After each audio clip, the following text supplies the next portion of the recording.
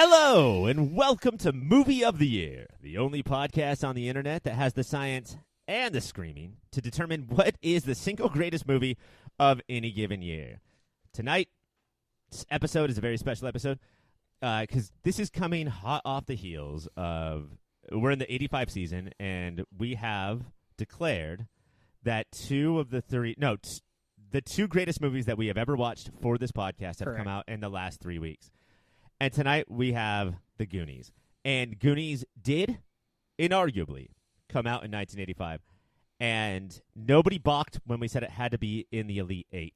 And so what I need to do as the host for tonight is I need to find people who maybe have seen Brazil and come and see. Maybe not, I don't know. But are going to take this movie with the seriousness that it and all other movies deserve. And I am nervous right now when I bring out the winner, the champion, the come and see destroyer, the thing that he has screamed to so many people. Come and see. It's Greg. Greg, how are you? I am here, Ryan. It's interesting. In the way the weeks have gone, it went Brazil, then Breakfast Club, then Come and See, and then Goonies. So it's like two, Brazil and Come and See, what we said, like the greatest movies ever.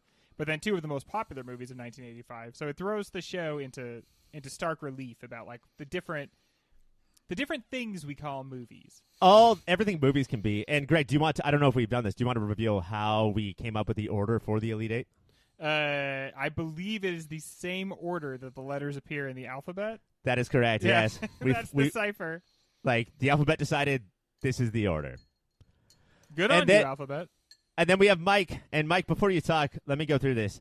Mike is a person who I've known for a long time. And please notice that I did not say friends. Mike is a person who his favorite movie of all time is a Goonies knockoff. He is wearing a hat with the logo of a Goonies knockoff, and for a long time has staked his personality on running around to people who did not ask, saying that the Goonies is overrated and stupid. Mike, are you going to do good on the show and win? I think I will do good. I think I will win. It's about analysis, not about how into a movie you are. Dialysis? Yeah, you got to clean those kidneys out. This is a movie, the one on my hat, not the Goonies, that my wife finally watched last night and said, this is the movie you've talked about forever? This is the movie you had to get a hat about? So, yeah, I'm pretty ready for the Goonies. All right, just to clear it up, Mike is wearing a hat that says The Monster Squad, which did come out after the Goonies, and let's be honest, probably would not exist if not for the Goonies. It's definitely like, oh, I see the primary colors you're painting with. I can put some artistry on that.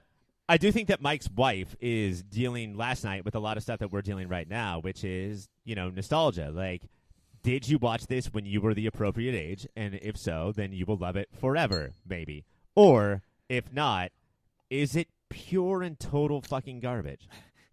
And that's because, Monster Squad, I burnt that tape out. I think I saw Goonies as a kid, but there weren't monsters in it, so I didn't give a shit. And then I saw Goonies like 10, 15 years ago and went, no, this movie sucks. I don't think this movie is as bad as I've said it is always, but I do not get the love.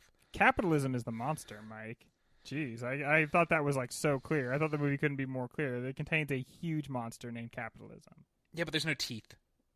And another huge monster named Mouth, which we will get to later. But I ultimately think that he is the disgusting, despicable monster of the movie. I have always felt personally like I kind of pretend to be as into Goonies as everybody else is. My childhood, I saw it a few times, but when I was a kid, I was struck by something that struck me upon viewing it this time as well, which is that like the first half of this movie is pretty slow. Like it's like a bunch of kids hanging around, essentially just screaming at each other. And so when I was a kid, it never held my attention until like I would pop in and watch them do the water slide. I would like look at the boat and be excited about that. And you're talking about two things, like you just said things that are like 90 minutes apart. Oh yeah, yeah. And then there's just like not that much in between. Yeah. But in every way that a movie could be made for kids, this movie is made for kids, and so it's a little hard for me to judge it now because it is in no way approaching my current tastes or like what I want out of a movie or how I want it to investigate the world. It's absolutely for children. And yeah, when I tried to put the nostalgia aside, because I definitely grew up in this movie. Like this was a monthly watch in my house, I kept thinking about Ebert's whole thing of like set the bar, clear the bar. Uh-huh. And you may not like where the bar was set, but if you think the bar was set where I do, like I think that it shot way over it. You know, and so I don't know what to do with that. What it reminded me of is a movie that was huge in my childhood, and I watched it 100 times. And I never made the connection until this time, and it's so bizarre that I didn't. But Home Alone. Mm-hmm. The like sort of cartoonish violence against adults, and they just keep coming, and you just keep knocking them down again. And so in that way, never gonna keep them down. You're never gonna keep them down. They're all tub thumpers. They're all chumbawambaing towards you. But that, like the cartoonish violence towards adults, the inventions, the cool gadgets, and everything, I remember liking that as a kid. And I feel like now when I look at it, I don't like it the same way, but I realize, yeah, this is the kind of stuff kids are super into, and they don't care that this movie is absolutely ridiculous in every single way because they want to hear sassy kids like bettering the adults. Home Alone's an interesting one. It both have Chris Columbus involvement, right? So he's obsessed with kids destroying adults, but he discovered both of them. He discovered them deep in the tunnels. Talk about watching sassy kids. One. Let's not do that. No, I was gonna say one like shows you here's a kid who can be sassy and entertaining no matter how old you are, and one is the Goonies. Oh, I disagree, my friend. You should watch Home Alone again. I did a couple years punk ago. Is a punk. He's a punk, but he's less punky than Mouth, and he's more Brewster than anybody. But yeah, I don't think Home Alone or Harry Potter would exist without the Goonies. Because like anytime like they each have one skill set for each part of the puzzle, that is just the first Harry Potter movie. Yeah, so where they all have to combine to use they're like, their we each have one together. skill. I also play the piano.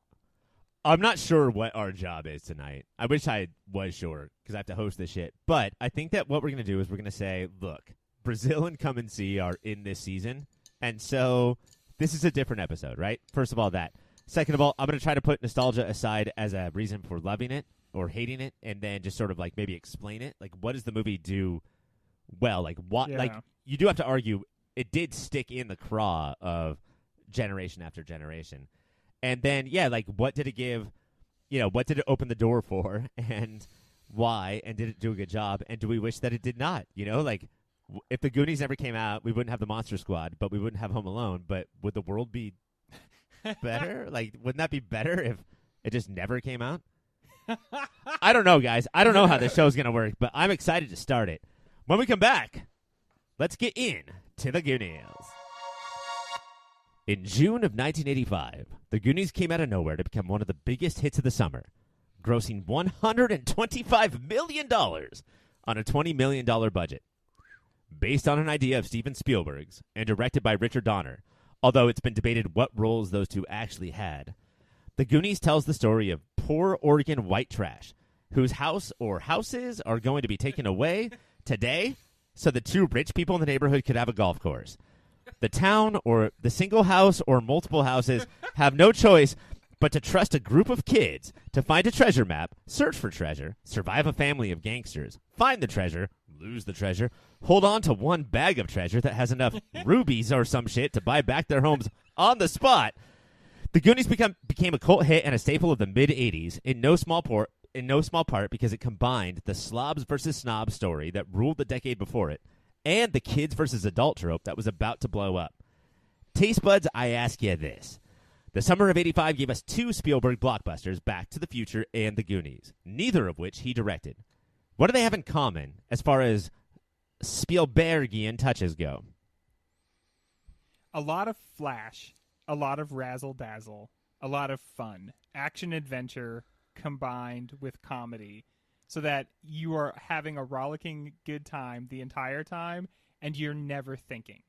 All right, so far, Greg, you feel like you've been paid by the studios to like come up with quotes for the poster. Yeah, that's all. Yeah. There's no more room for the poster. It's just all Greg quotes. High-octane thrill a minute. You know what? You'll have to pay for the entire seat, which is, in retrospect, kind of not fair because actually, the movie being so engrossing, you will only be using the edge of it. Should I say stuff like that, or can I answer? That was the most succinct way I could say that. Fireworks on screen. It is the heart mixed with wacky event. No Spielberg movie, I'm convinced now, is ever in any sort of reality. And the Rube Goldberg machines of Doc Brown and Data / I think the main kid Mikey also seems to have that ability. Like, okay, but also Pee-wee's Adventure had this. Like, yes, this was clearly a part, like a staple of '80s culture. Like, you did the we Rube talked Goldberg... about last week. We talked about Come and See '80s Quicksand making an appearance, but even more popular than Quicksand in the '80s was. If you don't do something in a Rube Goldberg fashion, then it doesn't fucking count. And yeah, Pee-wee's Big Adventure was a movie that we kicked out of the Elite Eight, but it's basically all that the entire time. Is it crazy? People love this shit. Is it crazy Mousetrap wasn't a bigger board game then? Because this is all anybody was about, and it's the only game that's done it? It was huge, but like it never worked ever. Right. So I have a weird theory about why there are so many of these in these movies, and I think it's because there were practical effects were everything. So you had to find work for these effects artists to do to like keep them around and everything. And so I think they would add in elements like this because it kept these guys on the payroll. What I love, there's so much anyway. Once they get into the tunnels, there's so many booby traps and little puzzles that they have to put together, but they're still like, no, not enough. Can one kid fly across the line to another kid's house? Can they not just open the gate? Can a bowling ball crash into a bunch of shit? Like, but this is one thing that I didn't notice as a kid is that the way to One-Eyed Willie's pirate ship was designed by fucking Goonies. Yeah. Like, it's all Rube Goldberg bullshit. Well, that's the whole point, really, right? The whole point of the movie is that One-Eyed Willie is like the original proto-Goonie, yeah.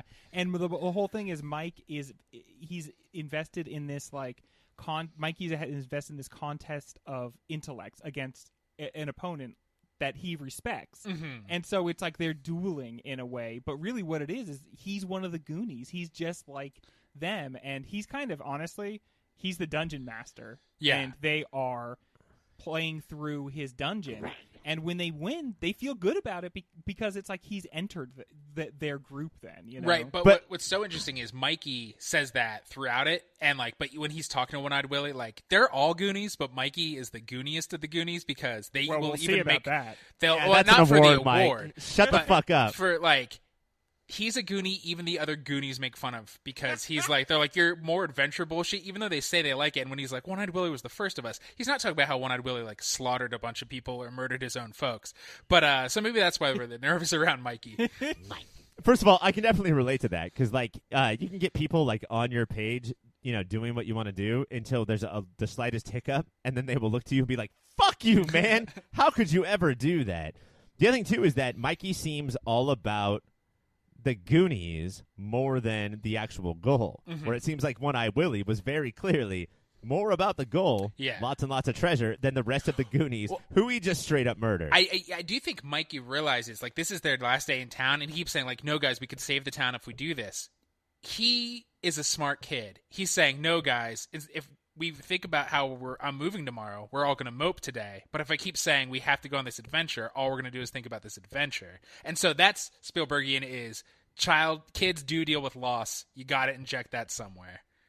And so you almost give them like their adventure is the MacGuffin itself, because all he's trying to do is have an adventure with them on their last day together. And so then it's kind of like the destination and the journey at the same time. Yeah.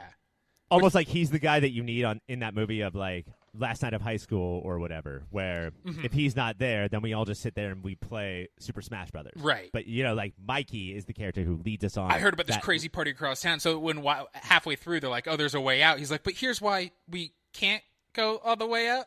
Like, oh, yeah. And he's so, like, he's just like, he's narrow-minded and he's focused until they are all about to quit. And, like, go to like safety and showers. Like they could all get out, and he's like, hold on, this is when I become impassioned and convince everybody to do this. And I mean, one of the ways in which I realized this is a kid's movie and it's not for adults is because I spent my whole time watching it as an adult being like, oh, it's so fucking dangerous. Oh my God. And I think part of why this movie is hard for an adult to appreciate is they are almost home free, and he takes them deeper into those caverns. And all I can think about is, this should be the story about how this kid got like one of his friends killed. Yeah. It's a Stephen King version of it. Definitely Chunk and Data die. There are times where they're fighting the adults where like the old lady is holding a gun on the kids, and it's like, oh, she should just be shooting each of them. Yeah, she's a bad criminal. Like, it is not hard to kill a kid. No, it's really not. I want to get to the Spielbergio-ness of this, though, because I also recently watched E.T., and in a lot of ways, this movie is the same. Adults are morons. Kids are brilliant and action heroes, and when adults doubt you, go find more kids, even if they look like a scrotum, right? And Goonies is that in a lot of the same ways, although it does feel like that in the mid-'80s or early '80s, Spielberg was like, E.T. will be good, I'll do that. Goonies will be dumb, I won't do that. You know, like he was just picking and choosing his projects like that. But this whole idea of kids are sort of like randy and gross, and they say bad things, but they're the ultimate heroes. Do you guys see that in the Goonies, like E.T. and Back to the Future? Or is this sort of like the worst exploitative version of that? I think what this one portrays more than even the others is, for most of this movie, adults aren't a goofy, bumbling presence. They're a non-presence. There are like basically no adults throughout most of the movie, and you don't see the families that create these kids really. Right. And I think that's because, and we've talked about it, I think it's because in the 80s, they're like, we were all latchkey kids. Both parents worked. They're just, your parents weren't around as much, and a lot of times you were just fending for yourself. Yeah, Mikey's dad, who kind of sets it all up, like he obviously instilled this love of stuff in Mikey, is not until the end of the movie. And the mom, who was just every bad, fun kid's mom in the 80s movies, I think her better role was in a little movie called The Monster Squad, where she plays the same role. She was totally in The Monster Squad. Yeah, she's the main kid's mom, and she acts in that one. But like when she does show up, she is bumbling. Brolin is tied up, and she's like, "You work out weird," and like leaves the room when he's like struggling. She's horrible to Rosalita. She says she's going to clean the house, because she wants the house clean before it's destroyed. But she's also like, "And go grocery shopping for me." And like she is a fucking Karen. She's a stupid uppity white lady. I don't think that she's the worst to Rosalita. There might be somebody who is worse to Rosalita. Somebody's worse we might to get Rosalita to later. for sure.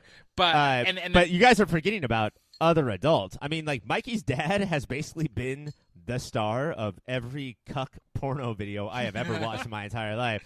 But we also have the Fratelli. Yeah. Who, those are three adults that are in the entire movie that you guys have not even mentioned. Yeah, they're the wet bandits.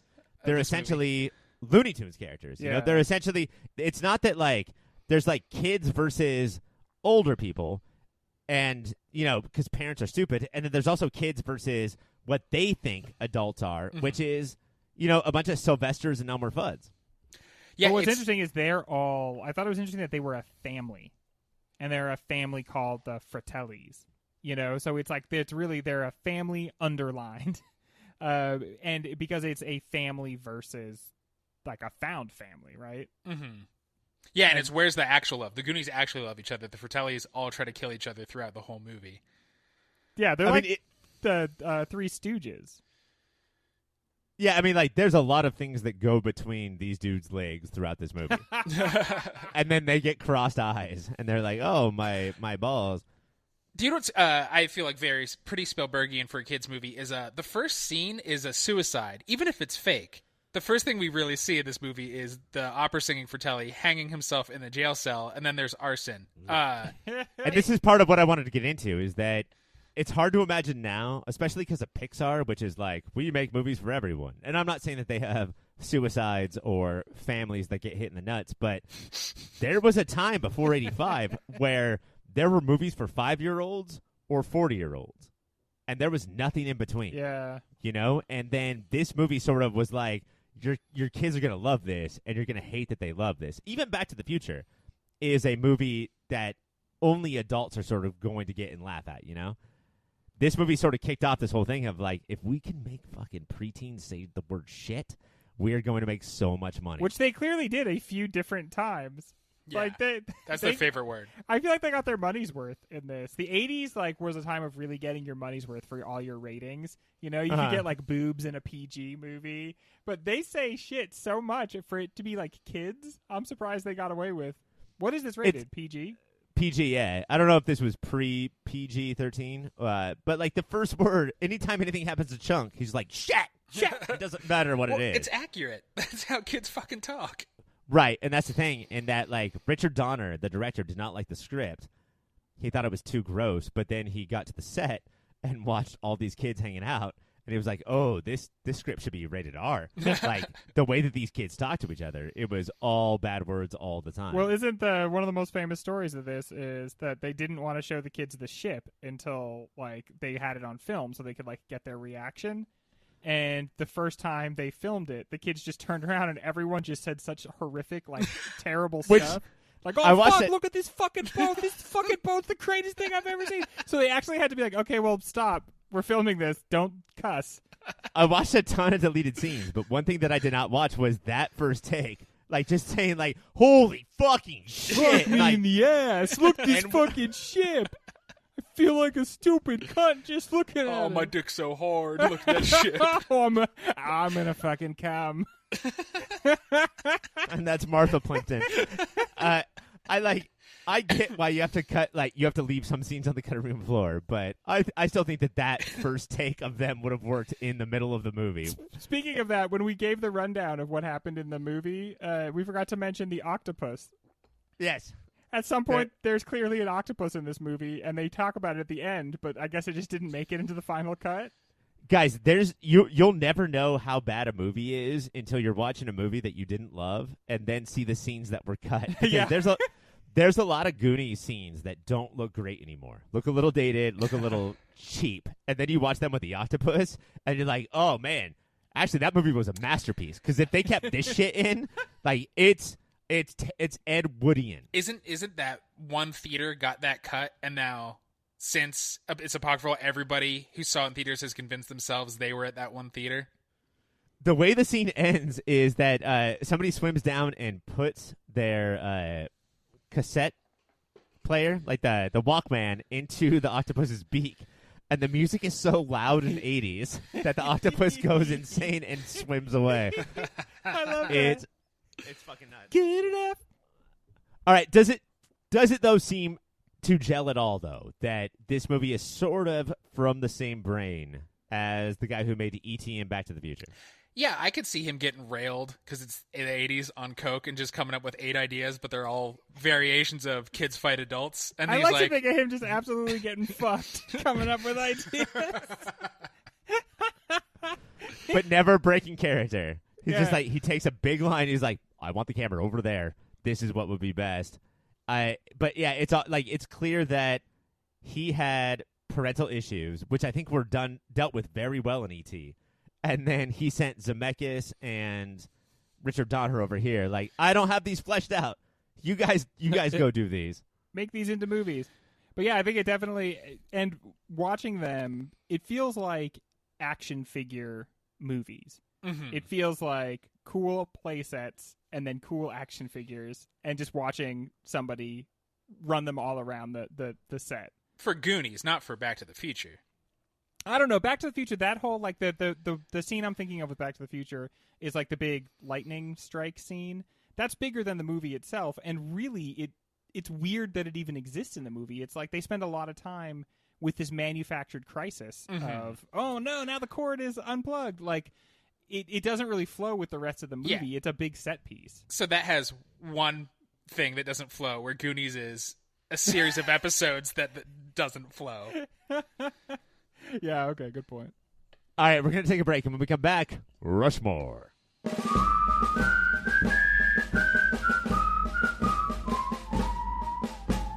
Mount Rushmore! Ladies and gentlemen, boys and girls, welcome to Mount Rushmore, a mountain with a lot of mountain, but no faces.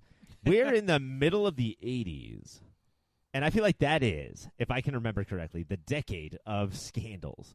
Right? Like, that was when... This is when scandals were scandals. I didn't even know if we had scandals before this. And then, all of a sudden, People Magazine's like, oh, we'll cover all this shit. And then we found out about all the scandals. But what scandals are specifically in 1985?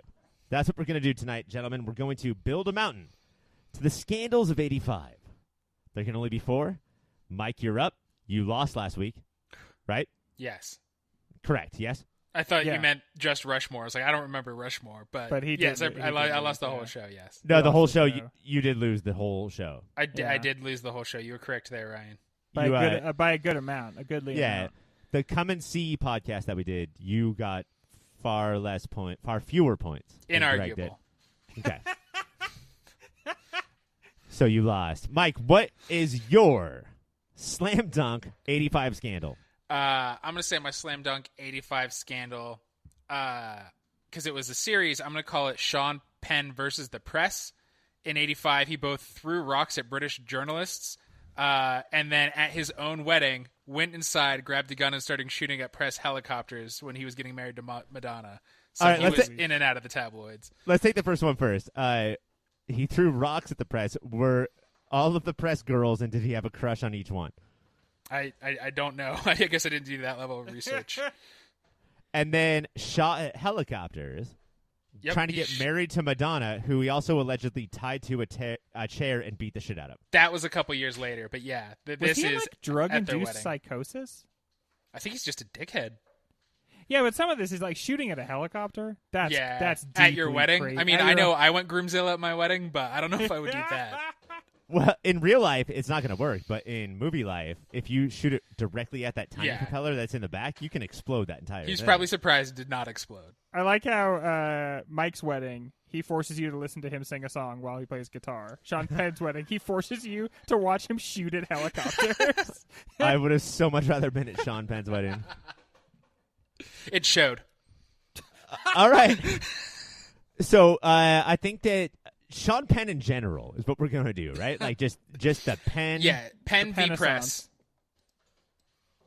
Mike. Just his whole deal. His whole thing. And then he was arrested and he was taken to the Sean Penitentiary. Yes. I remember that story. Greg, you're up. Okay, some years they like don't have scandals because scandals are like kind of fun. Like we were just joking out. We were just joking around about Sean Penn. We're just joking out. Yeah, we're just joking out. We're just joking out as friends. And 85 had this mix of both things that were just like fun and scandally and like some pretty heavy duty things. But one thing that I'll never, I think, get over, and I don't know if people even remember that it happened, is Coca-Cola decided, you know what, this whole Coke thing is going really well. But we're afraid that people like Pepsi more. And so what we're gonna do is just like pour more sugar in the name of love, into Coca-Cola. And they took like something that is like iconic and they changed it. And the public freaked out. And they freaked out so bad that when Coke went back to regular Coca-Cola, their sales actually skyrocketed. I've heard so many people say that it was all a ploy. They wanted to boost sales of normal Coke. Yeah. And so they came out with new Coke, which they knew would be a failure. And then Coke sales boosted. We talk about, like, 2020 thinks it invented Karens. Like, Karens are coming out and saying, like, I'll never wear a mask. You should have seen the reaction in 85 with new Coke. People fucking flipped. And I mean, it's on the mountain. It's an iconic. Coke is like an institution. Mm-hmm. So to change it, I guess people were just like. Meanwhile, at the same time, the things that are being done to change society in such terrible ways, and nobody says anything about them. But you it's not a sugary drink. It's what I live for. What's dumb of them is to not offer both at once. To say you can never get that other thing you've loved for decades. Yeah, it's just gone forever. We're so sorry. We'll never do this again. Well, that was ultimately the failure of Crystal Pepsi, that both were offered at once. Yeah, and so then Pepsi didn't learn. Crystal Pepsi. In the mid-2000s, they came out with Wild Blue Pepsi, and it was fucking... I got it for free at a trial thing at a concert, and let me tell you, I wish I had just stayed thirsty, my At friend. this point, see, we don't remember, because at this point, there's like a million versions of every different product, but when it used to be a big deal to do something like this, to bring in like a different flavor of the same soda. Now you go into the store and you say, sir, give me a Mountain Dew. He'll say, what kind? What kind of Mountain Dew do you want? Have you guys had nacho cheese Doritos ginger ale? Because I find it delicious. Taco Bell's on a fucking hot streak. Taco Bell does support Trump. Really? So, yeah. Oh, I guess I won't be partaking the fourth meal any longer. I guess I'll just go back to eating my Goya beans. I won't be diarrheaing ever and not again. reading the news. Also, Goya beans is the official bean of anybody eating beans in a movie theater watching Cars 2. So I don't know if you guys want to be a part of that. That guy is eating beans. All right, Mike. Hot and heavy so far out of the gate. We already have 2 on. This is probably going to be a baby. All right, just so you know how Rushmore works. But what do you got? Let me paint a picture. It's late 1985, and the Reagan administration thinks they're floating pretty. But then Lieutenant Colonel Oliver North diverts a portion of the proceeds from their Iranian weapon sales to fund the Contras, which they should not be doing. And even though Ronald Reagan was a vocal supporter of the Contra cause, he said he would never, ever actually financially support them. And you know what, fools? It did, and they called it Iran-Contra. They did call it Iran-Contra, and this is, like, there's a video game, right? There's a Nintendo game based on this. Yeah, loosely based on this. Where why didn't Oliver North just go get those 99 lives? Like, Yeah, up, down, up, left, right, BA, select, start. And he could have done it. That's probably clearly the biggest scandal of the decade, but I'm going to put it on the maybe pile. Here's what's crazy to me. And, like, this is going to sound so crazy that we're going to be like, that can't be true, and we're going to fact check it, and then we're going to find out it is true. The guy at the center of that scandal, Ollie North, the Trump administration brought that guy back. Yeah. No, he knows what's up. Seriously, they brought that dude back. The biggest scandal of the Reagan administration. They're like, bring that dude in. He's got that Reagan powder on him. We love it. He's got the mystique. All right, Greg. That has a spot, but it's in the maybe for now. What do you got? Yeah, I mean, that's the biggie, right? That we did that we waited to introduce until fourth. That's the 80s. And let's keep in mind that Mike went first. Yeah. And still picked Sean Penn over that one. Okay. Well, we've got the Sean Penn, we've got the new Coke, and then we've got baseball Coke. In 1985, there was a huge baseball scandal, and it was centered around the Pittsburgh Pirates and a few players that were just buying a ton of blow and selling it to, like, everybody. But experts say that they believe that as much as, like, 40% of the league was, like, not just doing, because this is 85, so it's not just like, oh, that person does cocaine.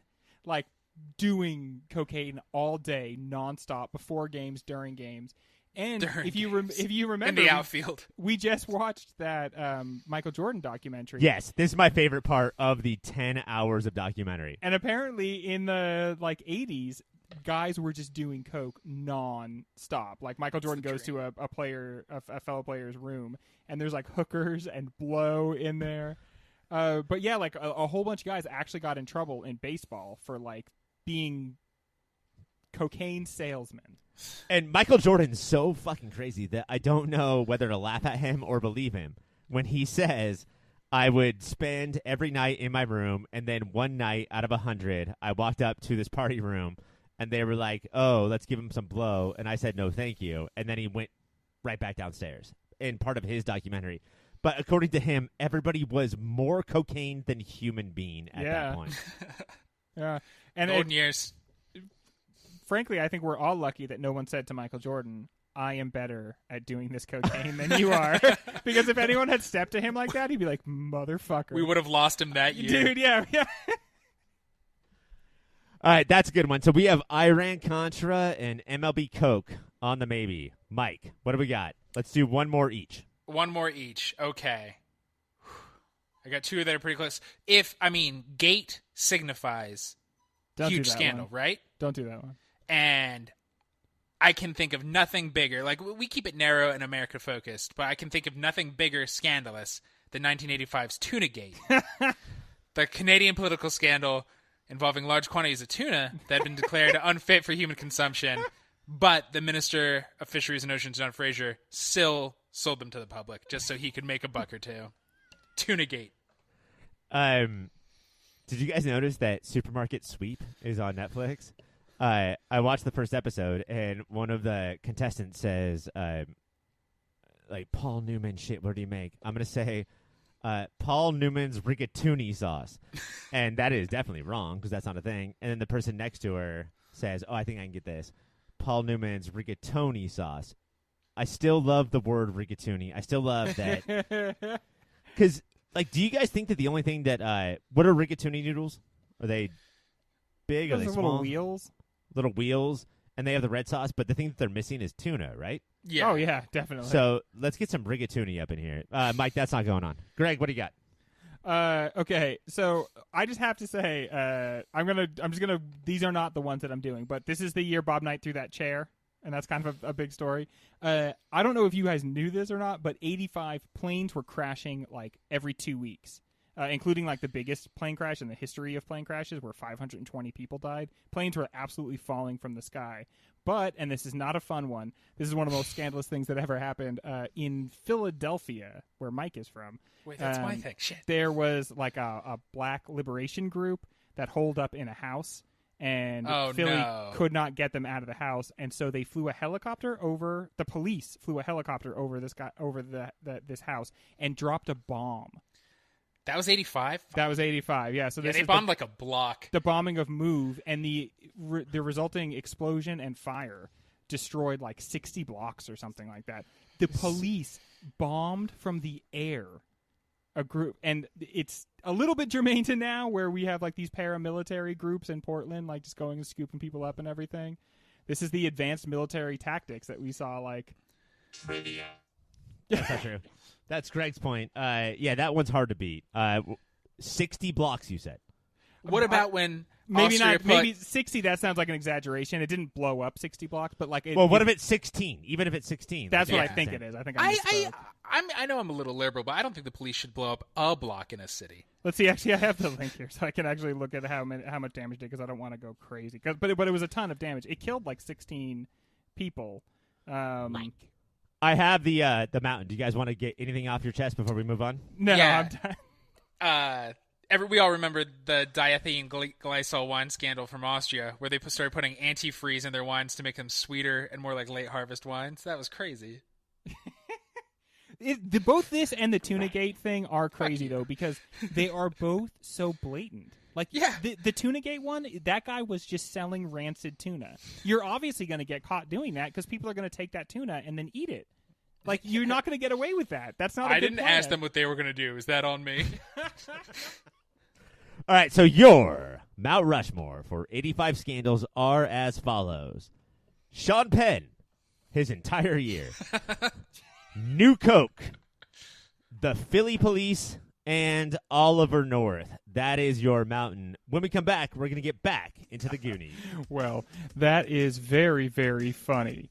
Or very sad, and perhaps now you have something to think about. Or very problematic, and perhaps we have something to think about. But in any event, I'm sure you have some reaction to what you're listening to. So why not check us out on the social media? You can go to Instagram or Twitter and find us at YourPopFilter. Email contacts@YourPopFilter. Hey, everybody. Keep watching them movies.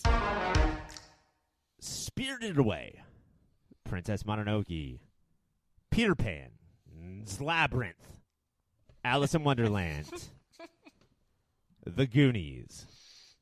What is The Goonies how is The Goonies like an allegory for puberty, if it is at all? And I hope it is, because otherwise this is a short segment. I think there is a way in which puberty makes a Goonie of us all. Puberty is like... That's perfect. I think we forget as adults, but that like sort of pupating experience of just like hormones pouring into your body, you are a monster. Mm-hmm. You're just like, you're incoherent. You're not one thing and you're not the other. You're like in a state of becoming, and it's monstrous, and it makes you so awkward and terrible, and the only thing you really have is like the other awkward hormone monstrosities right around you. Every time you're being funny, you're disgusting. Every time you're being like extroverted, you're gross. Every time you're being introverted, you're gross. Like mm-hmm. you're like, it is a no-win situation. You can't even speak at a normal volume. And if you listen to the kids in this movie, part of why it's hard to watch this movie as an adult is because they don't speak to one another. They scream over each other because that's what kids do, because they have no control over the volume of their voice or how they're supposed to craft any sort of like social cogent thought. Yeah. But Mike, what do we call that? Right? Like if everybody's talking over each other. Oh, it's very Altman-esque. I would say it's Altman-esque. Donner Avi was like, "Can I make an Altman movie with kids?" The thing is, I think if you can rewatch McCabe and Mrs. Miller and get different things throughout it, I don't know if there's any point in rewatching the Goonies and be like, "Oh, this time I'm going to pay attention to Mouth while he's screaming over Mikey. This time I'm going to pay attention to Data." I feel like that the Goonies has as much to offer as Nashville or The Player or MASH. Yeah. I do think if this is an allegory for puberty, there's a reason they send Chunk away. It's not just that we need B-roll, like a B-plot. It's that he is a little younger in what he's going after than, I'd say, Mikey, Josh Brolin, and Mouth, all at different times definitely show more fighting on the edge of puberty there. Mikey, to me, seems like he, in the same way that they're all about to be moved away from their home, I feel like Mikey, this is like his last day of childhood.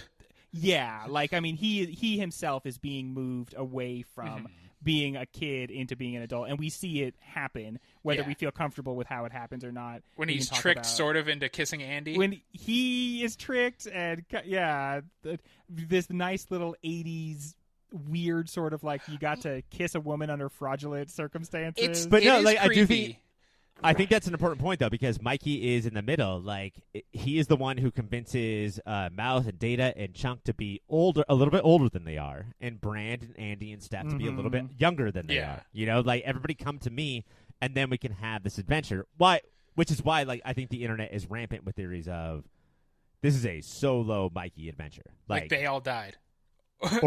Or, you know, like they're a bunch of angels and devils on his shoulder or whatever you want to do. But, like, this is Mikey's fever dream, basically. Like imaginary little adventure. And not even fever dream, because Mikey's on the last day of the time where you can go into your backyard and be 7 people and have your own imaginary adventure, you know? Like, this is probably the last moment where Mikey can do that. So in his highest imagination, he gets to steal a kiss under creepy circumstances under his brother's girl. Mikey's a fucking creep. No, I don't think so. I mean, like, I know that we like pointing those out, but like there was multiple points where Mikey could have been like, "Whoa, Andy, hold on, here's the situation," and didn't. No, that's what I said. Yeah.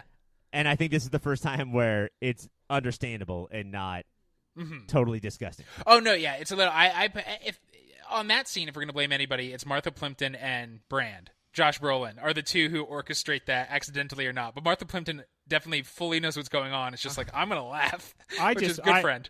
I 100% just blame 80s culture. What this scene in and of itself is not it's not really that uncomfortable. It's not that bad. But it's because it exists in a constellation of scenes that are really bad. I feel like this is another 80s or 90s, like sometimes because of a mishap you get to kiss a pretty girl, and it does creep me out. I think it is gross. Well, I mean, there's another one too that is, I don't have asthma anymore. Yeah, he decided not to have asthma. He has an inhaler the entire movie, and at a certain point when it's time for him to go from like almost hero maybe to definitely hero, I'm going to throw away my inhaler. It's just tied to childhood. Which is that is a trope. That's a moment where, like, you know, usually it's alcohol, where the alcoholic will throw the bottle on the ground and say, "I don't need this anymore." But I'm so nervous about all the kids with asthma, thinking that like that's going to be this was the thing they need to do. It was the start of the anti-vax movement. They're like, "Oh, just believe in yourself hard enough, and you don't need that medicine." Mikey's lungs grew 3 sizes that day. You know what's fucked up about Mikey, if we're just doing this for a second, is when he first he meets Sloth before Chunk does, and he's just like, gotta get that treasure. He does not care that there's a grown person chained up. He just looks at him, goes, okay, and keeps running through. Well, yeah, I mean, because he knows that he is the Mama Fratelli of the Goonies, not the Sloth of the Goonies. And the reason that Chunk connects to Sloth is Chunk knows that, like, I found the chunk of neither of us have human names. Well, his whole plan there, I don't think it's this nefarious, but like part of what he's aligning there is he's going to bring in someone lower than him, someone newer. Yes, absolutely. Someone more messed up, right? So it's now he's going to get a little bit less. I don't think that's going to work out for him, though. I think they're going to like Sloth a lot more than they like. Yeah, he has great fashion sense. He looks like he should be skanking in a ska He's band. super strong. He could probably strong. buy them porn. Well, hold on, though. Like, we do have to realize that Chunk, without talking to anyone, moves Sloth directly into the house that he lives in at the end. So we'll see how that goes. Does Chunk have the foremost case of Aquafina voice of any child actor you've ever heard? He also, even though they're all obviously from Portland or from like Astoria, he clearly sounds like he's from Chicago. Hey guys, how you doing? It's just the amount of hot dogs he eats. I'm trying to figure out that if a movie is about kids this age, then it has to be about puberty, or it was purposefully about puberty, and we have to figure that out. That's where I am right now. And so there's a couple things I want to talk about. The first one is the statue of David. In the beginning of the movie, they break a statue of David. Only the penis comes off, and then they put it on upside down. The dick and balls. Is that all? I'm sorry, yeah. It's not just the pee-pee, but also the ball. Is that all just for laughs, or are we trying to read something here? That they're just hard the whole time? I mean, I think that it's both things, right? Like, it is funny because it's the dick and balls of a classic statue, but I think it's hard to not notice that. Like, and also when they turn it upside down, suddenly the dick seems to be like pointing up. Right. It now seems like an erect penis. And to double down on this, if this is a puberty allegory, they're chasing One-Eyed Willie throughout the whole movie. Yeah, they're after that dick. It has to be a puberty allegory. It's whether or not they're going to be moving on. I mean, they're allowed. They can stop one part of moving on, but they can't stop the other. I think that it's not just incidentally about puberty. I think it is like about that. And there's like dangers of puberty on the corners of this. There's this isn't because it's not our hero doing it, but it's definitely creepy. Is Troy keeps moving his mirror to ogle Andy, and then when she's having her panic attack, she's like, I should have just let him do what he wanted to do. Yes. That would have been fine. That would have been better than this. I don't know if this is ruining an award later because we do have cringiest moment, but Andy is really trying to figure out if she is going to go with the guy who has all the money, but she knows is an asshole, or Brand, and like who rides little girls' bikes. She has dates with Brand, but is still hanging out with Troy for no reason. I don't know, like if they're neighbors or friends or boyfriend, girlfriend or whatever. And then when she flips out, when she may or may not be a Goonie, and we have to wait until the end of her freak out, the whole time she's saying, I could have just been with Troy. Wouldn't it have been better if I was just with Troy? But it's not just that she says that. She goes into detail of the gross stuff he was starting to do. If he wants to her. Look down my shirt, it's okay. And I mean, if on your first date, you are grabbing the center mirror of the car and trying to use it to look down someone's shirt, that's a big red flag because you're already really pushing it. The other thing is Steph, though, is because like the reason like you have a friend like Steph is to keep you from those situations, and Steph's like, hey man, we're in Troy's convertible, so it doesn't matter. Like we just got to roll with it. I think it's part of the 80s messed up priorities that where it's like, to us that seems so much worse. To us it seems like that's as bad as it is. To them, they're just like, well, she's only like an ancillary character in the movie anyway. If she were the protagonist, that would be different, but she's only like a secondary character anyway, so do Andy and Steph rise above Mouth and Mikey? Like, do they become full-on main characters? I'll tell you, there's one thing that I really respect the movie did, which is when Mouth and what's her name? The one that he's interested Steph. in. When they go to kiss at the end, instead of kissing, they just hug. Yeah. That honestly, I thought that was the best moment. It's so awkward watching child actors kiss. They should just hug like that. They should smile at each other and then give each other a big hug. And because like the 3 years that they're apart now doesn't seem like that big of a deal, but then that is a lifetime apart. That's a big difference. That's 3 long years. All right. So, I don't know. I do think that it tried on purpose. Whether it was successful, I don't know. But, like, I do think that they were trying to do something with puberty, yeah? Yeah, but I think that the slapstick of it got in the way. Like, naming it One-Eyed Willie. Like, the whole movie is a dick joke. Like, and that kind of gets in the way if you're trying to say anything thoughtful about puberty. And I think that the movie has a little bit of a problem where it's constantly stepping on its own messages. It's messy to have it be about how they're going to have to move on, but then in one way they don't have to move on. That like it's awkward to have the movie both be about like moving on and not moving on at the same moment. And this is not a smooth movie. Like this is not the movie that's going to like make those transitions easier. All right, so we're going to take a break, and when we come back, we are going to do the 5. That's right, folks. It is the 5. This is the segment where we take 5 archetypes and imagine if they got their own movie about them in 1985. So, does that make you guys change any of your picks? Because this is about 85 right now. I'll never change my picks. I just wrote who the person was because a lot of these are timeless. So, like, I was like, Batman. Who would be best at Batman? And I was like, Bruce Wayne, right? Batman. Marilyn Monroe. Who's the best Marilyn Monroe? Marilyn Monroe, best in the game. Some of these may be confusing, so I'm going to ask you guys to explain them and we'll alternate. So, Greg, you're going to start. What does Batman mean to you? Here's why I like Batman, because I feel like he's so many different things. He's the world's greatest detective. He is like a karate fighter, MD. He's like the premier strategist. He had Karate Fighter MD as a name and then went with Batman. Yeah. But he also has an answer for everything and an aversion, except for a brief period in the 30s, to guns. And in 85, the guy who had an answer to everything, was great with gadgets, and would never touch a gun, was MacGyver.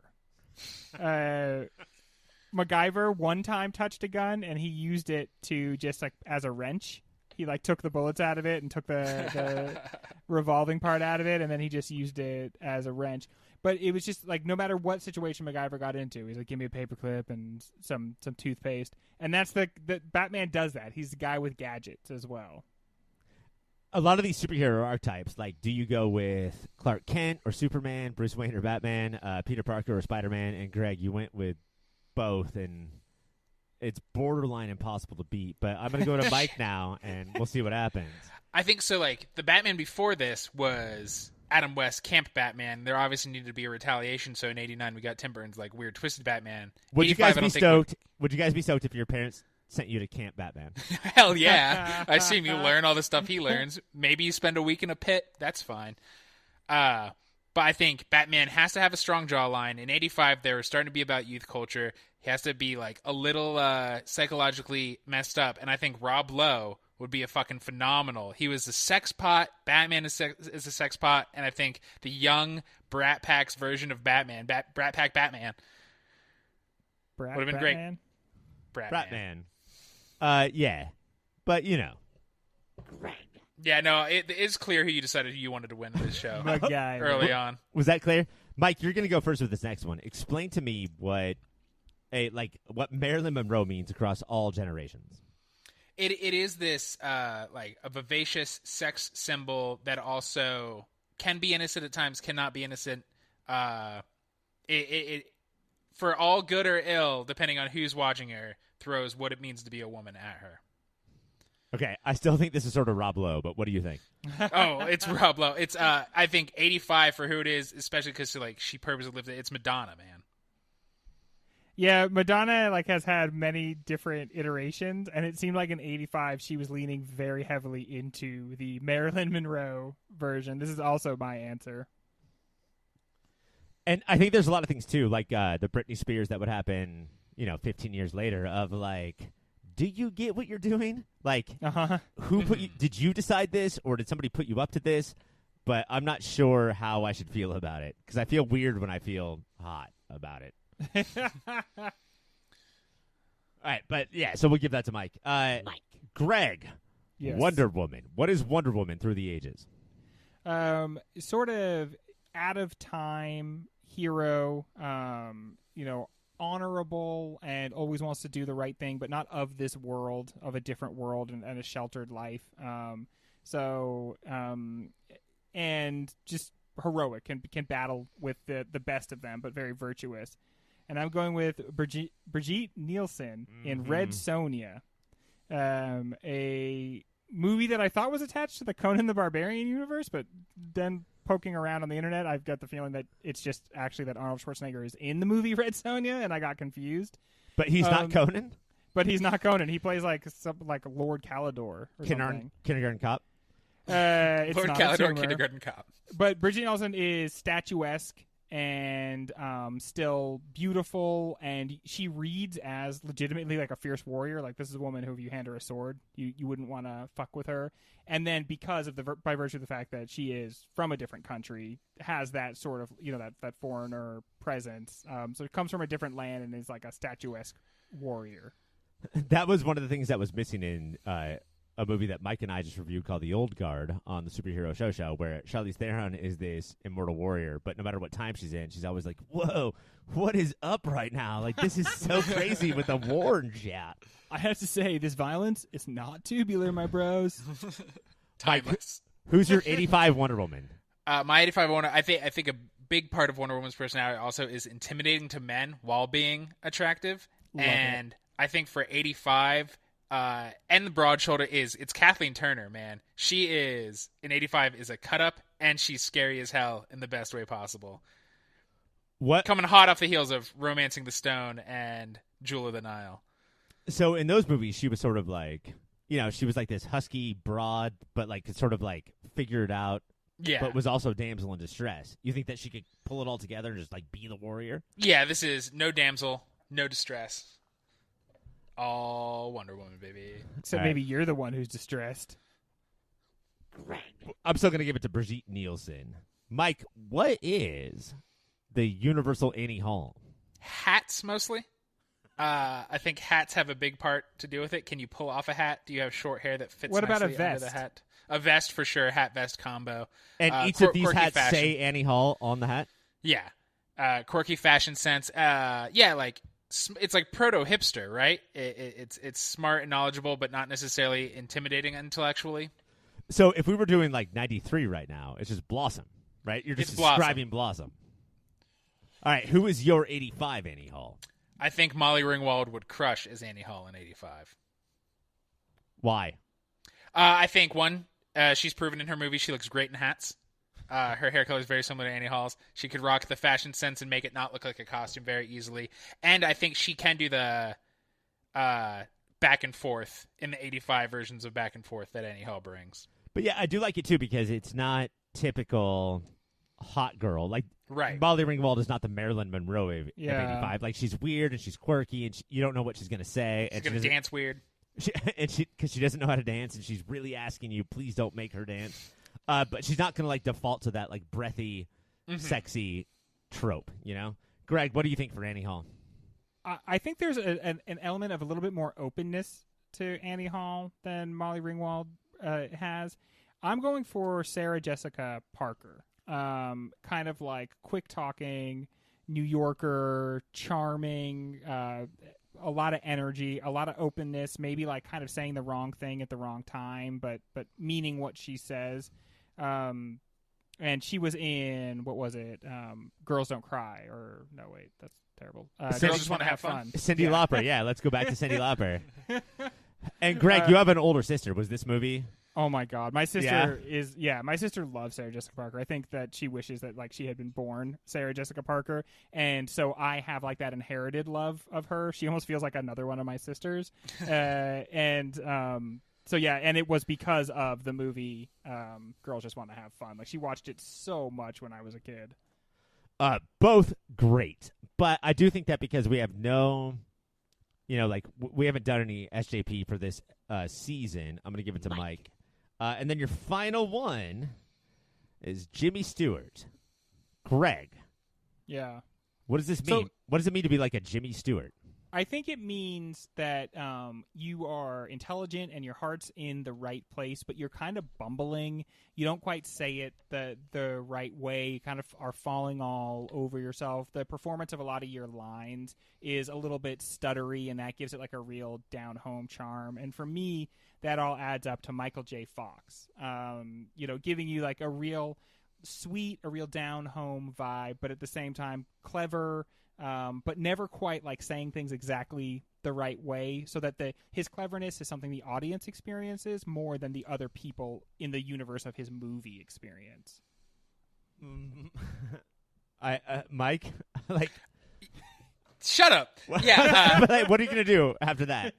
Yeah, the everyman is. I think there's a darkness in Jimmy Stewart that people, when they think about Jimmy Stewart, don't think about. But going back and watching his stuff, he is often angry, or at least very sharp. Like his persona isn't that, but in his movies, his characters all kind of hate what's going on. It's a Wonderful Life is what you're thinking, right? Yeah. There's but just also, such edge to that performance. The Philadelphia Story, he's also very much like, fuck all this bullshit. And I think like having that friendly, charming nature with a little bit of anger underneath, I think Dan Aykroyd in the 85.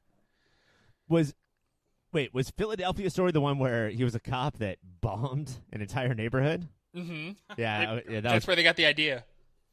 Okay, yeah, I could see the Aykroyd sort of like left SNL to be sort of that everyman, humbly bumbly guy. But I mean, Michael J. Fox, he made his career on it. Like he was like, I don't have to be big and buff. I'm just gonna be like, your mom is gonna like me as much as you like me, and that's how it's going to work. So we're gonna give it to Michael J. Fox. So, Spin City, bro. That should probably be a drop. Your 5 for 1985 Batman is MacGyver, not Richard Dean Anderson, just straight up MacGyver. Your Marilyn Monroe is Madonna. Your Wonder Woman is Brigitte Nielsen. Your Annie Hall is Molly Ringwald. And your Jimmy Stewart is Michael J. Fox. I do not think anyone could ever do it better than that. When we come back to the Goonies. Gentlemen, character breakdown. There are so many Goonies in this movie called The Goonies, so let's go through them. And there's only one place to start. Despite fears of comparison to myself, should Mouth have just been murdered? How much does he stand out compared to the rest of the Goonies? It's interesting thing about Corey Feldman's career, because this is generally who he always plays, right? He's always like the smart aleck. But we talked about Home Alone earlier, where I do think Kevin McAllister, played by the incomparable, what's that kid's name? Macaulay Culkin, is a lot more natural as the little punk kid who can't shut up. And Corey Feldman, I do not get that naturally off of him. No. And he's not good. One part that I did not remember from when I was a kid is when he first gets to the the main household. Yeah. And he's just like, "Hey, how you doing? What's up?" Desi Arnaz reference. Here, I'm gonna knock a vase over. I just took a shot of vodka. I just put my penis in your cat. Hello. I Borat reference. It's non-fucking stopping. Terrible. The movie is relying on him. Basically, the movie is like, all right, kid, take it away. And it's like you can tell he feels that pressure, and he has no idea how to deliver. And he's not a comedic actor. He's not a comedian. He just has that face that makes you think he would say punchable things. But because you're not clever with timing, it's only punchable. I think what he wants to do, he wants to deliver really subtle emotional performances. And they're just that's his real life, because that's the bad stuff that's really going on in his life. And what they want him to be to just yuck it up, and that's not his skill set. Was it Stand By Me that did it for him? What put him first? Stand By Me is after this, isn't it? But he was a star. This was roughly the same year, I'm gonna say, as Friday the 13th Part 5, A New Beginning. And he plays Tommy? I do think that he was famous at this point, you know, and he was probably, as far as the kids go, more famous than your Josh Brolins and your Martha Plimptons. Pre-Thanos? Yes, this was nothing's pre-Thanos. But he came in there and he was like, "Oh yeah, I got it." I would say that after the first 45 minutes, he does settle down, because then he can react to what's going on instead of causing and it. he doesn't become a good actor, but he is clearly doing monologues from a script that was written for him and trying his best, as opposed to the first 20 minutes, which is really hard to watch. Yeah, it reminds me of when you see somebody they're on a show where they're playing a stand-up comedian, and then as part of the show, for whatever reason, they show that person trying to do stand-up, and it's obviously a very different skill. So an actor can't do it just because they've seen somebody do it. And it's he is not, it doesn't seem like a joker, really. And so he's seen people do it, but it just doesn't come naturally to him at all. Mouth is also responsible for saying, "What are you, Latina? I'm going to fucking fuck with you and scare the living shit out of you." And he's also responsible for saying, "What are you, my friend, but you're fat? I'm going to make you dance before I will let you into this house." Well, and the other ones, they don't. I guess they don't want Mouth to turn his mouth on them, but they're still "Don't do that." But they don't really push back that hard at anything he's doing. He's Judge which is Nelson why Chunk is so trying to find a Jerry, so he doesn't have to be the Jerry anymore, you know. And I think that's what Mouth is doing with everybody all the time, because I think actually he is the Judd Nelson character in this, and he has to be razzing people constantly because he's afraid he's going to get pushed to the bottom of the totem pole. Yeah, because when their parents show up at the end, does Mouth's parents show up? I'm trying to remember what they were at all. They are there, but just like in the beginning, his dad brings a broken pipe and just sprays his face with water. He just and his dad walks up and in one motion takes off his belt and smacks him across the face with it. That's horrifying. I think he had a pretty good, it was an okay life. He's the son of a plumber, and I think we're supposed to believe, is there anything worse?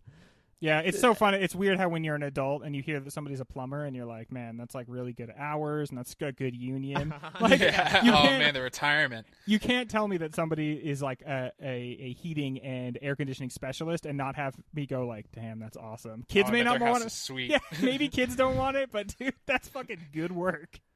As Mike mentioned before, Chunk ran away as if this was a TV show and we needed a B plot. Does this make the movie worse, or were you just rolling your eyes every time that Chunk took over the screen? I hate Chunk. We hate the things that remind us of ourselves, and from the this is why I hated Mouse so much. From the beginning of That's my why I hate Josh Brolin, I guess. Shut up. My Slop. history with this movie is hoping to God nobody will compare me to Chunk, or nobody will tell me to do the truffle shuffle. Yeah, it feels so cruel that adults just put things in kids' movies. Yes, as weapons for other kids, like that. But I was the kid that when he came up to his group of friends, they immediately start turning around and either trying to get him to just go away or make fun of him. Like the price of your staying was they make fun of you nonstop.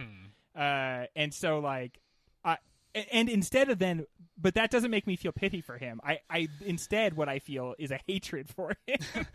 What sucks is Chunk he often says smart things. Like the Fratellis are going that, and he's like, "Hey, those are adults with weapons. We shouldn't go in there." They constantly don't listen to him saying because he's fat. They're like, "You can't have a good thought in your head." He's a coward and clumsy. He also drops everything. Like there's one point where Mikey depends on his clumsiness in order, like, I don't want to break this thing, so I'm going to give it to Chunk so he'll break it. But Chunk also finds the bullet holes and then relates that back to the big chase in the beginning and says, guys, we should not go in here. But he's fat, though. So and he's a coward. So, like, he is right when he says we shouldn't go take out these adults with guns. But every time they're about to do something cool, he's there saying we shouldn't do this, and that's another thing that totally reminds. Like he's right. But we as a group of friends have never done anything fun without right before we did it, my going, should we not do this?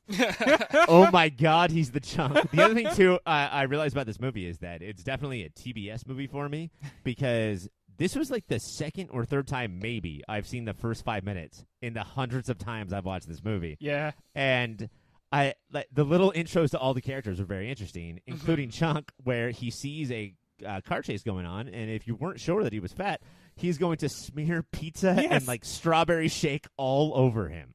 Because this comes from a time where people were like, why are people fat? And then they were like, it's probably because they're just like disgusting slobs. And so that's supposed to show what a disgusting slob he is, that he won't even notice that he's like smearing pizza and shake on the window. It's just his normal. His normal is that, so he won't even notice. Mikey and Brand. Good brothers or the best brothers? They're fucking amazing brothers. There's once the douchebag drops off papers that the parents aren't home, so the guy's like, well, I'm a lawyer, so you better get this to your parents because we're stealing your house. Mwahaha.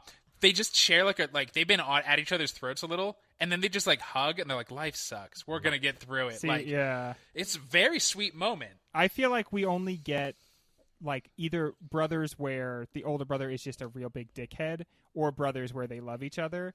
I don't have a brother, but there feels something very real about the fact that he alternates between being antagonist and fellow protagonist. Like they sometimes have to sneak by him, and other times he's like on their side, and sometimes they're feuding with him, and sometimes he's supporting them. Like, or like in the end, ultimately he's protecting them and looking out for them. Greg, come on, you've got two brothers. And we're going to beat the shit out of you. Yeah, after we make you dance. Wipe that chocolate off your face. You guys are both the big brother, right? Do you guys have big brothers? I have one, but he's like 15 years older. Okay, because I only had one friend who had a notable big brother in the time when I was growing up, and the big brother was like abusive. And so when I think of big brothers, I think of someone who just like waits to jump you anytime you go home. I had stepbrothers who lived across the country, so it really did feel like my older brother would wait and try to fit in a year's worth of older brothering. Because I definitely remember him like singing the Halloween theme song, chasing us around slowly with a knife. Like, but now he's one of my favorites. He's great. He walks in the door putting soap into a sock. Here we go. Sing the Halloween song? While like having a dead-eyed blank stare and just like slowly pacing, trying to chase us with a knife. Halloween, Halloween. Hey, man, it's Halloween time. I also had a younger brother, so some advice. If you live cross-country from your younger brother, take an envelope, address it to their house, fart in it, and then mail it to Nice. them. And that's Done. how you be an older brother. One last thing I want to talk about, because we briefly hit on it, but not really. Andy and Steph are Goonies, and they fight against it, and then some of the Goonies, like the boy Goonies, fight against it, but ultimately they are. There is, in the behind-the-scenes shit I watched, there's storyboards where the two of them have to take the Goonie oath halfway through the movie. Okay. And then they were like, you know what, fuck that, like, let's not do it. Do you guys think that Andy and Steph were well-served in this movie? Stephanie comes out as the smartest of all of the kids that we meet, maybe out of all the characters. She's constantly like, isn't shown as a coward like Chunk, but she's pragmatic in all the decisions she makes throughout. And she's like Mouth, but she's not annoying. Like, she'll pop off, but it's not grating the whole time. She's also like Mikey in that in the middle of this big adventure, she's like putting up these little side adventures that are just for her amusement. Like, so she's like, I mean, in a way, she's like the Gooniest of all of them, because while they're doing all of this, she is still also kind of running them through her own side quest. Yeah, she should have been the star. Like her, like that whole thing about Mikey kissing Andy, I know it has its gross connotations, but also Steph watching it the whole time. Yeah. I related to that so hard. Like, all people exist for you to pull pranks on and then never tell them about. And I do think Steph watching it happen and like the prank, she's pranking her best friend, takes a little of the creep factor out of it. Yeah. Well, I will always maintain that in the universe of the movie, it's not that it's creepy. It's that adults put the universe together so that it wouldn't be creepy in the movie. And Andy is interesting because I guess Steph says she doesn't want to be a Goonie, but like she's pretty fine with it. And obviously has like there's a spin-off prequel with her and Mouth, like they obviously are close, and Andy is fighting. Like she could easily be with the snobs and like walks that tightrope of where should I be in this world. But like one of the reasons that I think this movie works and it appeals to, like, if you're right at that age, is that Steph is 3 or 4 years older than your average Goonie, and Mouth gets her. And if, like, you know, like, Steph is into Mouth, and if you're that age, that's sort of the sort of girl that you're into, you know? Right. Like, that means that I can do it. It's not about beating pirates. It's like, could I get Steph? That would be awesome. There's only one more left. I don't know. Data? How are we going to do this? But it's Data, guys. How does Data come off in the movie? I think it's his love of booby traps, and it started to confuse me because then I'm like, wait, backstory. Did he invent all the ones that are at Mikey and Brand's house? Like, so he comes up there and looking into the actor, like, it's hard because he is the most cartoonish with the things he does, but there's times where he is acting his balls off and, like, gets legit mad and scared and kind of is showing the kids how they should be reacting to this stuff. He might be the best, like, child performer of all the kids, and it's a very racialized portrayal, and it definitely deals with tropes about Asian Americans and their adherence to technology, or their once his dad shows up, especially. Yeah.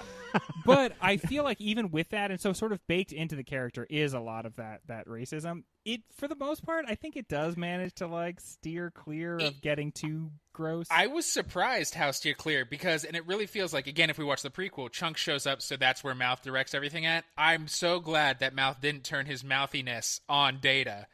And yeah, you can see that Data found Chunk. So yeah, Data's like, I can't deal with all of that horrific shit. Stuff. But it also seems like Data is like this sweet, smart kid.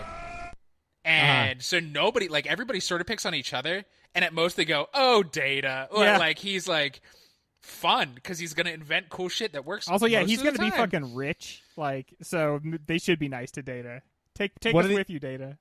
The other things that I loved about this rewatch that I realized that I loved when I was a kid but didn't fully realize is the mom just like Mikey and Brand's mom just saying, like, Data, please stop. You know, like, they're all so... Don't zip line through our screen door. Yeah, but they're all in each other's houses constantly. Yeah. Like, it's all one big family. And she's like, but, I mean, like, it'd be great if you, like, didn't ruin screen doors anymore. All right, gentlemen, points are almost up. It's time for the speed round. That's what I said, Gag. What are we doing here? It seems like it's Mikey's thing, but then the mom does it, and then a couple of other characters. It seems so much like a placeholder gag. Like, we're gonna have a reoccurring joke, and we're not sure what it's gonna be, so let's have it be this one at first. They sit on it every single time, and it's just not that funny to have someone go, booty traps. You mean booby traps? Yeah, that's what I said. Yeah, one, that is the most racist this movie is he says stuff, isn't that funny? And the actual joke, like, if you're not going racially, it's dumb and silly to say booby traps anyway. Why is booty traps any dumber? They're both sexualized things. But if this movie is about not just puberty, but like specifically male puberty and then becoming a man, Data's a butt man. It is sort of part of it of like, oh no, as I'm becoming a man, I realize that I always have to argue against you if you ever find anything wrong with me. I'm just going to stand here and, like, I have no point. There's no reason, but I'm going to argue with you anyway. Where does this movie land on the importance of found family versus blood relations? Oh, found family is so much more important. Them saying, you are a Goonie, we're all Goonies. Finding, like, Sloth jumping from the Fratellis to the Goonies is saying, fuck your real family. Right. The people who treat you right are your family. Which I relate to that.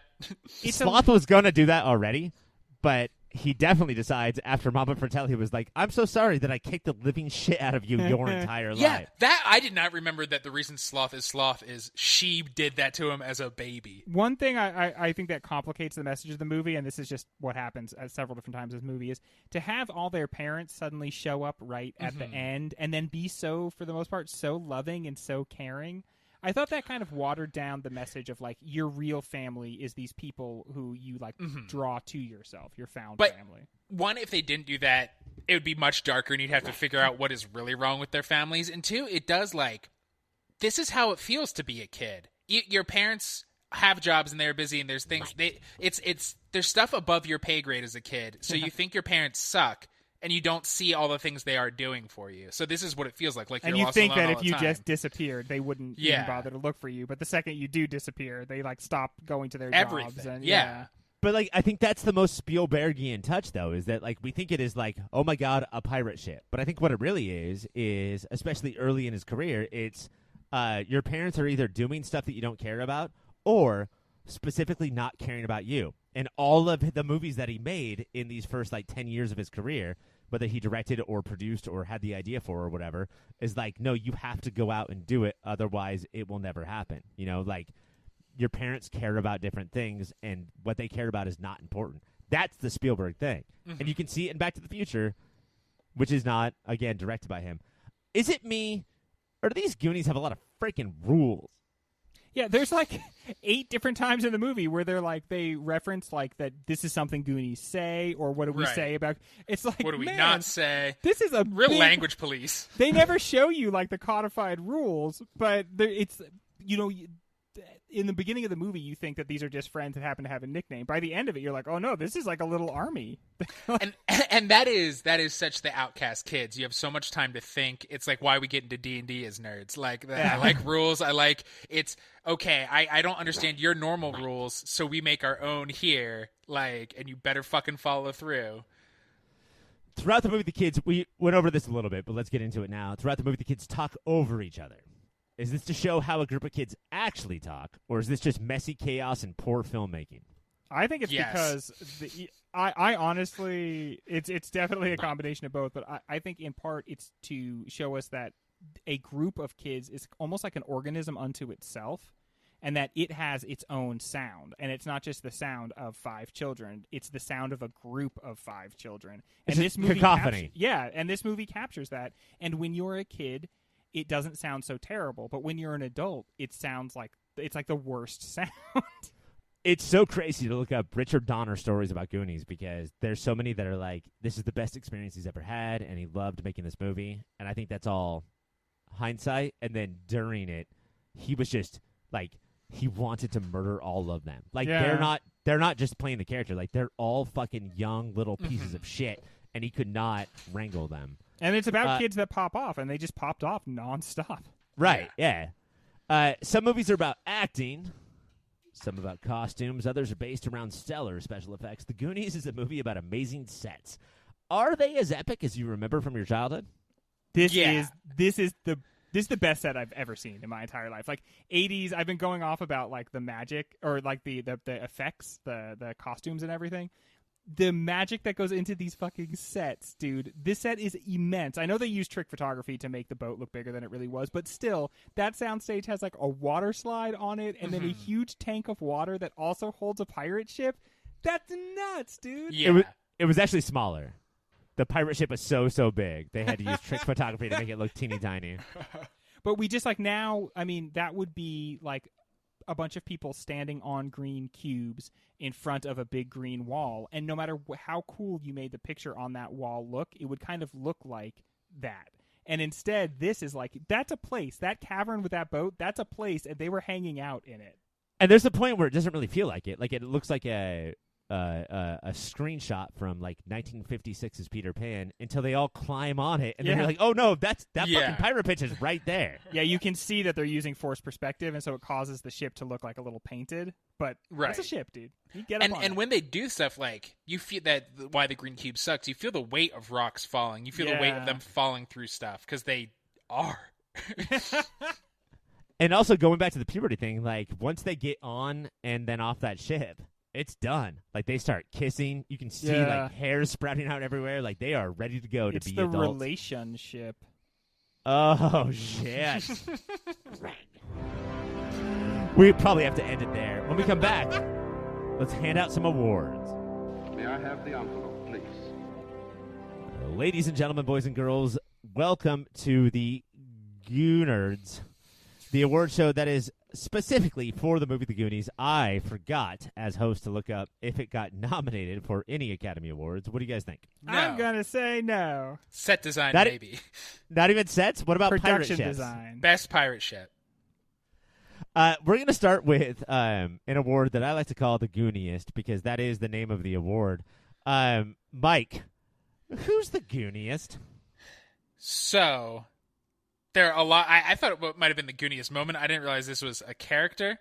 There's only one person they scream at for being a Goonie. I'm going to say, based on his teeth grappling hook, I have to think it's Data. With all of his inventions, he is such a damn Goonie. And adventure. That guy went on fucking adventures. The Gooniest Goonie is clearly One-Eye Willie, who hovers above this whole thing as a presence, but we don't actually meet him. But they sort of they do his sort of Goonies master thesis. And he becomes like the most important member of the group because he's the one who binds them together ultimately by this challenge and then provides them like with the jewels and the way to like all stay together. Ryan. It's very clearly Mikey. You guys are both idiots. Next one is Kids Most Wanted. Greg. Yes. Can you imagine what it would be like to be a kid, watch this movie, and be like, oh, gimme? Yeah, this just comes from my own childhood, and I realize now that it's shared by all the kids in this movie. It's that big ship. Like, just to be in the water next to a big pirate ship and to know that you're going to get to go over and swim and be on it. I would probably rearrange my whole life so I could just keep going back to that ship. Well, I guess it sails away at the end and dies, but still, though, we have a movie of the year segment called Shopping Spree, yeah. and I'm glad we didn't do it on this one because that's when we draft stuff, and it's like pick first or don't pick at all. Yeah, because I want that goddamn. What do you pirate get? ship. The Fratelli's bullet hole ridden car. Yeah, who's gonna be the person who's like, I want that bag of obviously plastic jewels. Mike. What beats a pirate ship? Yeah, I guess I can't do the pirate ship, so it's I wanted this my entire life as a kid is a kiss from a girl. A kiss from a girl on a grave. A best friend who lives across the street, but most importantly, a zip line from my house to their house. Oh shit. That's even better than like a slide, right? Yes. Like a slide or a pole from second story to first story is the dream. But a zip line?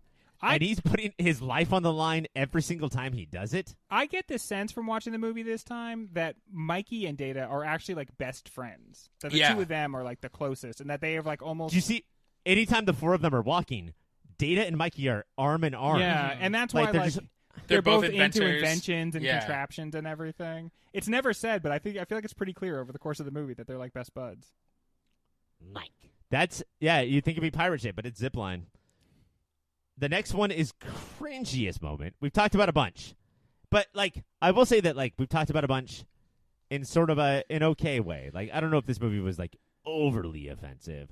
Greg, what do you think gets this award? I don't think this movie suffers from super cringe, but the character of not Steph, of Andy, like has some weirdness to her and doesn't seem like a fully realized person in the same way that Steph is, and that's characterized most explicitly when she says that thing we mentioned earlier, that like she just should have let the guy. Don't I have a beautiful body freak out? Yeah, like let him look at my body because it's such a beautiful body. It's just that is like so obviously conception of not a young woman, but instead of like a man thinking of, like, I don't know. It's just it's very creepy and gross, and I think it gets to the heart of what is kind of creepy about several things that happen with that character in the movie.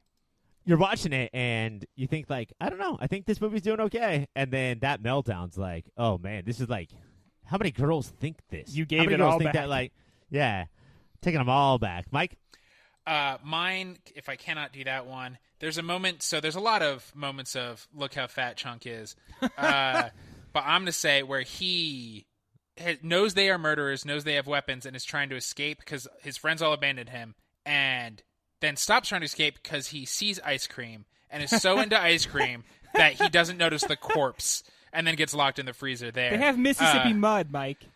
So that made me like, this poor young kid actor. There's no way those other kid actors didn't do the same shit they did to Chunk to him.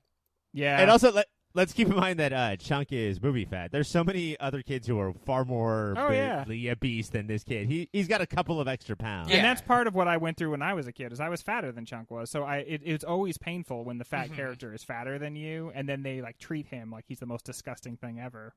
You're like, I wish I looked like that. Yeah, dude, I would love it if I could shave a few lbs, get down to that Chunk weight. My shuffling days are over. I used to do that about Bob Belcher, and now I'm doing that with Homer Simpson. But no, this is Andy's meltdown. I really think the movie was doing a good job until that whole thing. Director's signature moment. So this is a guy who made Lady Hawk in the same year that the Goonies came out. Still finding his way. Is he like a mainstream guy? Is he like a director for hire? He did make Superman. What do you guys think is and I would say that this is the Dick Donner-lessest movie of all time. Like, this is definitely more Spielberg. When a lot of the cast says that Spielberg directed a bunch of this, I see it. But what is Dick Donner's signature moment, Mike? I do think like Superman being his biggest and that is him saving Margot Kidder and the music swell. It is like, I think he injects these moments of majesty that are iconic, and why everybody loves the Goonies and remembers it is the kids running out, seeing the pirate ship, the music swells underneath it, and I think there's always that shot in his stuff. I haven't seen Lady Hawk, but I bet Michelle Pfeiffer runs out, sees Rutger Hauer, and the music swells ominously. It would be basically the same thing. If you came around the corner and just saw 80s era Rutger Hauer standing there, it'd be the same thing. It's like, yeah, dude. In real life, to stand and look at that guy, I'm sure that's what it would be like. The pirate ship shot. Greg, what do you got? I struggle with this one, and but I was looking at his whole catalog, and I noticed the Lethal Weapon movies, and I thought that this movie is doing the same thing that Lethal Weapon's doing, in that he puts together groups of people who don't get along, but they like love each other, and he does this found family action comedy formula thing. And it's like, it takes these people who are diverse and have different perspectives, and so they bicker their way through life and death situations constantly. And so it's like that being on the edge of dying and still being like, and you leave your fork in the sink too long, and you do your dishes, bitch, while plunging to your death. I think that's good, and I think that like you really tried to be a filmmaker while also really only being hired for like blockbusters. But I'm gonna give it to Mike for being more specific, and then also Mike in a way sort of pointed out his Spielberg minus. Like the most effective moments of this movie is when Donner is trying to be Spielberg instead of Donner, and that has to hurt. Like that's got to be rough. The last one is pound for pound performance. Greg, despite the amount of screen time, who do you think gave the best performance in this movie? Mike brought up the scene earlier. I'd say this movie is like honestly marked by a lot of people doing pretty bad work in terms of acting, because they're doing acting specifically for kids movies. But there is somebody who delivers a performance that is virtuoso, and like you get transported. and it's the dead body from inside the freezer, who like Chunk can't get him off of him. This guy, I kept having to remind myself, like, he's not really dead, so like he's keeping his face completely still and like always leaning on Chunk and like pressing his face without blinking or anything. I have never seen a performance like this before. And pound for pound, yeah, he's hardly in the movie, but I had to keep telling myself that guy's not really dead. That's how much I believed it. I think I forgot to give Mike a point for that last award. Mike. But for this one, yeah, like we didn't see him flinch or anything when Chunk was like, oh my God, a dead body. But right there is Mississippi Mud, and then he went towards the guy's face, and he was totally fine the entire time. Mike, pound for pound. I talked about it a little earlier in the script, I think because of the goofiness around what he does, like slide shoes and the teeth thing. But I think Jonathan Ke Quan, who plays Data, when he's acting is fucking great. And there's a specific time Data freaks out. Data is sick of it, and they all kind of get this, but they all do it in a really childish way. And Data has a line that he says, Data is fucking tired of falling and tired of skeletons. And he does it like every other kid would, like Mugs in their version of this line. Like, isn't it cute? And Data looks angry and scared and just fully embodies what he's saying there, and it's great. Mike. Yeah, I mean, like, and also, I don't think he had that accent. You know, like he could have just like gone around that accent, but they were like, no, talk Asian, and then he had to do all those lines with doing that, and I think that Data does shine. So those are your awards. Your most Goonie is Mikey, which was picked by me. Kids Most Wanted is Zipline. Cringiest moment is Andy's meltdown. I wish that I had just hung out with the dude who wanted to look up my skirt. Director's signature moment is the pirate ship, a.k.a. Spielberg Jr., and your pound-for-pound performance is Data. When we come back, we're going to see how this movie will do in the bracket. So again, we're in the middle of a journey where we have to figure out 1985. We have watched Brazil, and we have watched Come and See. We've watched The Breakfast Club, and we have now watched The Goonies. And at a certain point, very soon, I thought that we were like in the beginning of the season, but it turns out like we are almost wrapping this up. We're gonna have to make decisions. Because we saw After Hours as well, and Back to the Future, Yeah, so we're gonna have to make some decisions, and I have no idea where this is going to go. Do you know, Mike? Well, where the season's going to go, or where the Goonies is going to go? No, where the season, how it's going to land. Oh no, my pshaw is not for that. I also don't know where it's going to go. I mean, I think that the Goonies could stack up against some competition and maybe move on. I feel warmer about this movie than maybe I did about After Hours. Maybe I feel warmer about this movie than I felt about it my entire life. Watching it I'm surprised that watching it as an adult, that I'm like, oh, there's merit here where I never saw it before. Because growing up the way I did, it was, nope, I've laid my alliance with Monster Squad, so I have to hate the Goonies. And watching it, I'm like, oh. Who told you that this was something that this was a position you had to take? Everybody around me my entire life. You have to dig your trenches. And hung out with the weirdest gangs of all time. Watching the Goonies, I think there is merits here, but also watching Monster Squad last night. Monster Squad's still better. But yeah, I think Goonies is, hey man, you made it this far. Isn't that good for you? I will say that Mike and I share a love for Monster Squad, and it is not better at all. And it's not just because the Goonies came first, but like there's something in the Goonies that I realized this week, which is Goonies. It really is. It's the Goonies. It really is sort of like a poorly acted, poorly directed, poorly edited movie. Like, especially up against a lot of the stuff that we've watched so far this season. But it does know how to hit on this thing that I don't know if has ever been done like that since or before, you know? Like, there's this thing where, like, if you are this specific age, you get so fucking jazzed. Yeah. And the movie is for that specific age that I actually sort of do think it is great, even if it's not great. I mean, like capturing 12-year-oldness. Yeah, it's just like, I don't mean this in a negative way. It's for kids. Like, it's not even made for people like nostalgia watching it. It's made for people who are actively 12 or 13 because it sounds like them and it talks to them and it cares about what they care about and it wants to make jokes that are funny to that group of people, and that's not going to be jokes that are funny to most other groups. I mean, I would say it's 4 kids until Brandon, Steph, and Andy join up, and then really it is 7 kids. Oh, because math jokes. You know what? That's good enough. Good enough. But yeah, like it's 85 as fuck, and I think that might be enough to carry it. You know, like it's hard to just discount it because we're this age. But I think there's other movies who hit that and are better films that might take that it out we've already watched, right? That might take it out. No, I mean Ron. But think about how much this movie is punching above its weight. Like, what other like straight up children's movies have we talked about on this show, right? So it's like it is the movie. It's like the kids movie of the year, maybe. Yeah, I'm very excited to do like All Dogs Go to Heaven for 92. But yeah, I mean, like, see that's going to be painful because the 3 of us believe that no dogs go to heaven, and that is what we will always believe. But no, like, I think that we've only done Toy Story 2. I think that's the only kids movie that we've done, and that's just like that's in a different class. Yeah. This is something who is like, what if 12-year-olds want to feel what it's like to be 14? And that's so specific, you know? All right, let me talk about my next best friend. Greg, you said that you were not going to win this. I did say that.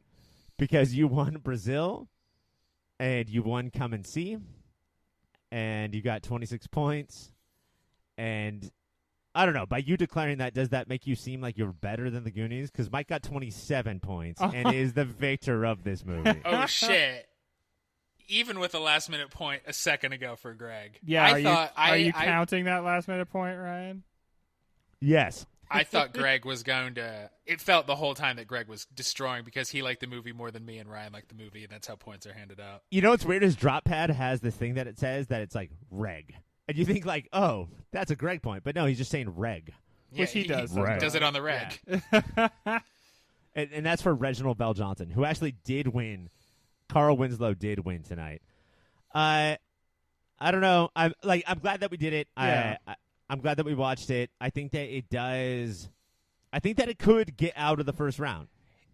I do like, and I'm an adult, so I can do this, and I can be introspective, that I can put away some of my hate for it. Like, I really gnashed my teeth for decades when this movie came up, and I'm going to stop. I do think that there are times, as an adult, as somebody who grew up on the movie, there are times where what I used to think was charming is no longer. Yeah. Mouth. And fuck this movie. It's mostly mouth. And it's mostly mouth. And then there are a lot of times where, like, oh, I get it. You know, I understand that, like, this is super charming. This is everything that kids want to watch in a movie. And, I bet it will work for the next generation and the one after that. Mm-hmm. So, yeah, Goonies. I still think it could start off a little bit quicker. This has that 80s, like, boring period at the beginning of it. 80s movies were all boring for at least the first half hour. And Goonies certainly does that. Greg, do you know what doesn't do that? What do you know what throws with you in the Monsters v. Kids in the first 15 minutes? It's the Monster Squad. Patreon, write in and choose that we do the Monster Squad for the 85 season, a year that the Monster Squad did not come out. So, yeah, that's it. We'll see. Next week, do you guys know what we're doing? Somebody should. Not Machinima. What's it called? Mishima? Oh, yeah. That's going to be so fun, dude. I have no idea what this movie's about or what to expect at all. I don't know the name of it. It's not a kid's movie. So until then, thank you so much for listening. For Greg, for Mike, I'm Ryan. And, of course, keep watching them movies.